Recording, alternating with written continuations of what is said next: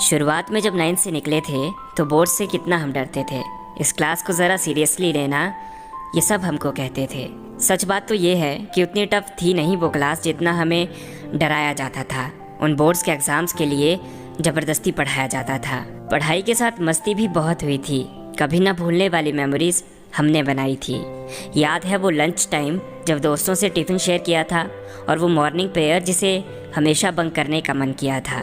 वो इरिटेटिंग सा class monitor और वो मैथ्स के टीचर कभी हमें नहीं भूलेंगे।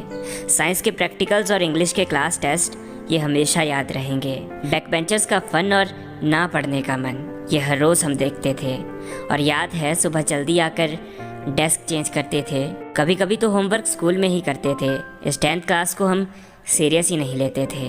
वो स्पोर्ट्स का पीरियड याद है कितना एन्जॉयमेंट होता था। और जिस दिन लगती थी एक्स्ट्रा क्लास, ये दिल कितना रोता था। ज़िंदगी उन दिनों बहुत हंसती थी, क्योंकि स्कूल में मेरी एक क्रश भी पड़ती थी जिसके साथ बैठना ही मेरे लिए बहुत मायने रखता था। कैसे निकले वो दिन हमें पता ही नहीं चला। समर्स की छुट्टियों में जब होमवर्क इनकम्प्लीट रह गया, मेमोरीज बनाते बनाते वक्त बहुत जल्दी बीत गया, और एक दिन फेयरवेल का भी दिन सामने आ गया। उस दिन हमें रियलाइज़ हुआ कि शायद अब हम बहुत दूर होने वाले हैं। फिर भी हमने काफ़ी एंजॉयमेंट किया और बोर्ड्स के एग्ज़ाम्स आ गए जो इतनी स्ट्रेस के साथ निकले कि भूख प्यास का भी ध्यान नहीं रहता था।